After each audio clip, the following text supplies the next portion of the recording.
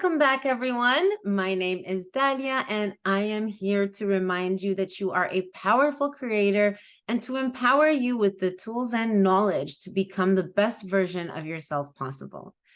In my previous video, we spoke about how the subconscious mind filters out reality and how we attract certain situations that reconfirm what we already believe subconsciously. We also spoke about how we form these beliefs at a very young age and carry them forward into our adulthood, where they run our lives most of the time without us even knowing. Now, the next question becomes, how can we become aware of these subconscious programs, and how do we begin to change them? That is what this video is going to be about. First, let's explore some ways that you can become aware of negative subconscious beliefs that are at play.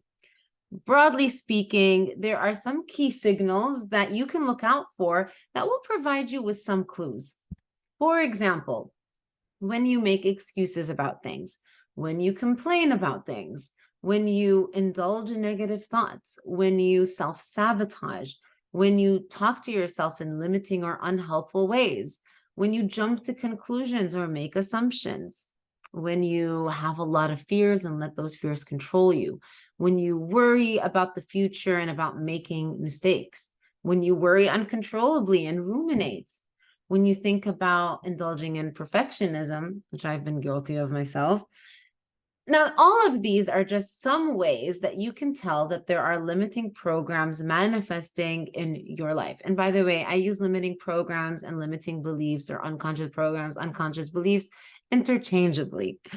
Now, I want to share with you some specific ways to know that there are subconscious beliefs or programs that are running your life. So I'm going to give you 10 points to keep in mind to help you understand whether there are subconscious beliefs. The first one is your repeated patterns. Repeated patterns in your life are great ways for you to know that there are some beliefs that are running the show. So do you find yourself stuck in toxic relationships or facing similar challenges repeatedly? These may be indicators of underlying negative beliefs that require exploration. The second way is through your emotional triggers. Emotional triggers can also be valuable signposts pointing to subconscious programs. Notice situations that evoke really intense emotional reactions. For example, feeling inadequate in particular scenarios can reveal that there's an underlying belief of not being good enough. So embracing your emotional triggers as opportunities for growth and exploration can really be an empowering thing that you do. Another thing to notice is your automatic thoughts. Now, your automatic thoughts just kind of pop into your mind without you being able to control them. And a lot of times they tend to be negative, which is why in cognitive behavioral therapy, we call them ants, or automatic negative thoughts. Ways to pay attention to them is, for example, if you immediately think to yourself, oh, I can't do that, or I always mess things up, or they're never going to like me, then that could be an indicator that there are subconscious programs that need your attention. Another thing to look at and pay attention to is procrastination and avoidance. Now, I say this, mind you, and you should know that it's taking me like 6 years to start this YouTube channel. Think of how much subconscious program that I had in order to keep procrastinating and avoiding doing this. And mind you, not just procrastination tendencies, but also perfectionist tendencies. I mean, 6 years ago, I bought the equipment and everything, and I told myself, I'm going to start my YouTube channel. Here I am 6 years later, but I had to do so much work on myself to accept the fact that this doesn't have to be perfect. This can be my phase 1, and I can't compare it to someone else's phase 10. My only responsibility is to be myself and to put my message out there and to hope that it can touch people's lives positively. And so did a lot of rewiring to kind of defeat those procrastination tendencies. But the things that you avoid doing, or the activities that you procrastinate, can be linked to subconscious beliefs that create resistance. And obviously, what you resist persists. So that's an important one to pay attention to. Another thing to notice is how you react to compliments and to criticism. Observe how you react to those things, because difficulty accepting compliments or feeling really hurt by criticism can provide you with clues about your self-perception and your subconscious beliefs. Another thing is your limiting language. Pay attention to the language that you use when you are describing yourself or your abilities. For example, if you're always saying things like always, never, can't, should, those are indicators that you have a lot of negative programs that require your attention. Another one that doesn't always get talked about is your physical sensations. You will hear me talk about embodiment a lot later on. But for now, I want you to know that subconscious beliefs can actually manifest in physical sensations. That's why we call our emotions feelings, because we can feel them. So if you feel tense, anxious, or uncomfortable in specific situations, they can also be related to underlying beliefs. Another thing to look at is feedback from others. Listen to the feedback that you get from your close friends, from your family, from your colleagues. Sometimes they can point out a pattern or a behavior that you're not aware of, shedding light on potential subconscious programs. Another thing is, Freud, Carl Jung, can you hear me? Dream analysis.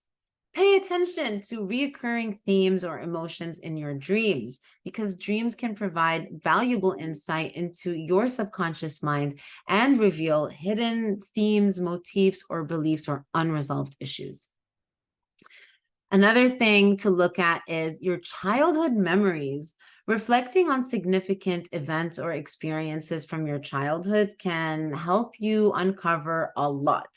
Childhood memories literally hold the clues to the formation of core beliefs that shape your subconscious programs. So those are 10 things to notice, to pay attention to in your daily life that could start cluing you in that there are negative subconscious programs. Now, to uncover those beliefs, we must be willing to dig deep into our minds and hearts. And that means taking some alone time for quiet introspection and reflecting on your thought patterns, your behavioral patterns, the patterns in your life that you keep repeating. It also helps to understand how those limiting beliefs found their way into your life in the first place. So ask yourself, write this down. This is your homework. You know, I like to give assignments.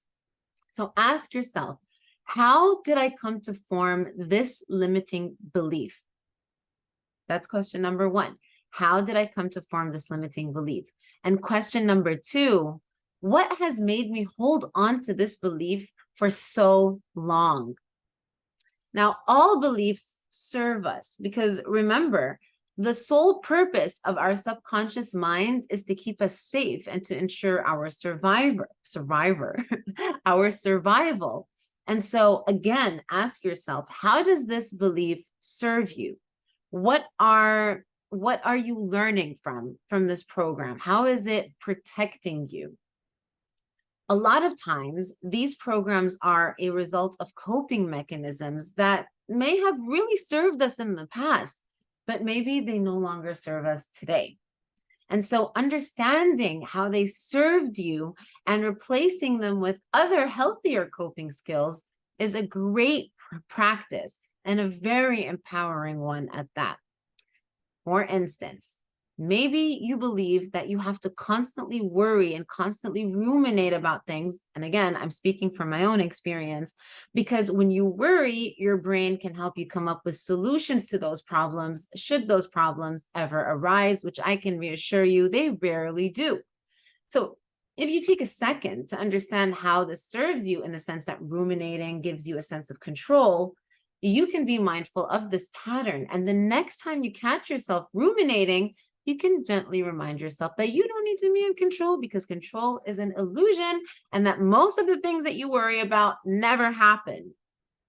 So replacing the rumination with a positive affirmation could be a way that you begin to interrupt this pattern and establish new neural pathways.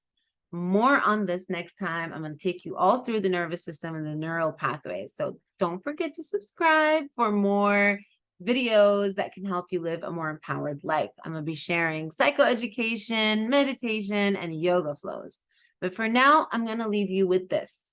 You've heard me say it before, and you will hear me say it again. Journaling is such an incredible tool. So take some time and journal. Write down your thoughts. When you write down your thoughts every day, you will become aware of patterns that will begin to clue you in on those, say it with me now, subconscious programs. Thank you. Good luck, and I'll see you next time.